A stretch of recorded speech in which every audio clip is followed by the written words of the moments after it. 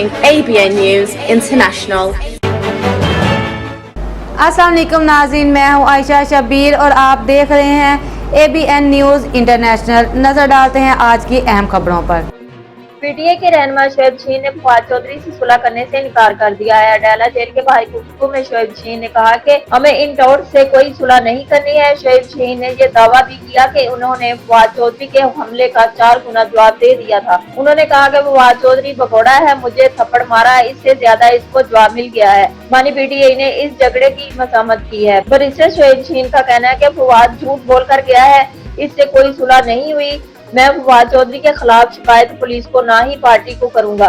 मैं फवाद चौधरी को कभी माफ नहीं करूंगा। पीटीआई के रहनुमा ने यह भी कहा है कि फवाद चौधरी का हमारी पार्टी से कोई तल्लुक नहीं, वो हमारी पार्टी में दरारें डालने की कोशिश कर रहे हैं। वो प्लानिंग करके आया था, इसने मुझ पर हमला किया है, मेरा इनसे कोई राजीनामा नहीं हुआ।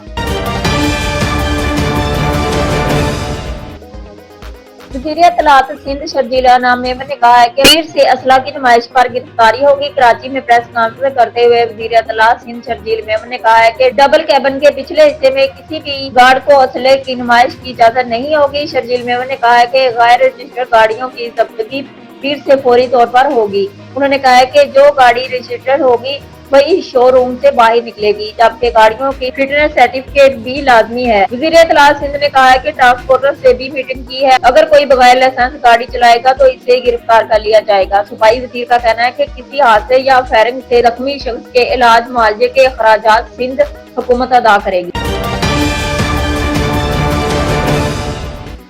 तहरीक इंसाफ के रहनुमा सलमान अकरम राजा ने कहा है कि मानी पीटीआई कई बार कह चुके हैं कि वो किसी डील के तहत बाहर नहीं आएंगे। लाहौर में इंसदादे दहशतगर्दी की अदालत के बारे मीडिया से गुफ्तगू करते हुए सलमान अकरम राजा ने कहा कि मानी पीटीआई बनी गाला जैसी ऑफर मुस्तरद कर चुके हैं। सलमान अकरम राजा ने कहा कि मानी पीटीआई आइन और कानून की सरबुलंदी के लिए जेल में है। इनका ये भी कहना है कि अपोजिशन जमातों का लाई खुश आइंदा है, कौम भी ऐसा ही चाहती है। अकील मलक का कहना है कि मानी पीटीआई बार बार खत लिख कर मदद मांगते हैं और कहते हैं कि हमारे मामला हल करें। टेक्सला में मीडिया से गुफ्तगू करते हुए उन्होंने कहा है कि अगला खत मानी पीटीआई अमेरिकी सदर डोनाल्ड ट्रंप को लिखेंगे और इसका जवाब भी नहीं आएगा। बैरिस्टर अकील मलक का कहना है कि आर्मी चीफ दो टोक मौक़िफ़ अख्तियार कर चुके हैं कि सियासत में इनका कोई किरदार नहीं, ये खत कहीं मसूल नहीं होना, अगर मसूल हो भी गया तो वज़ीर आज़म को भेजा जाएगा। मुस्लिम लीग नून के रहनुमा ने कहा कि लगता है मानी पीटीआई के कलम की स्याही खत्म हो जाएगी मगर खत लिखने की आदत खत्म नहीं होगी।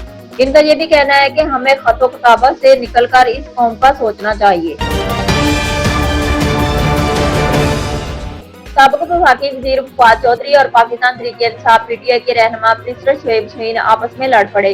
लड़ाई के दौरान फवाद चौधरी ने बैरिस्टर शोएब शहीन को थप्पड़ मार दिया। दोनों रहनुमाओं के दरमियान लड़ाई अडयाला जेल के गेट नंबर 5 पर हुई थी। शोएब शहीन को जमीन पर गिरने के बाद बाजू पर चोट भी आई। फवाद चौधरी ने शोएब शहीन से कहा कि तुम टाउट हो।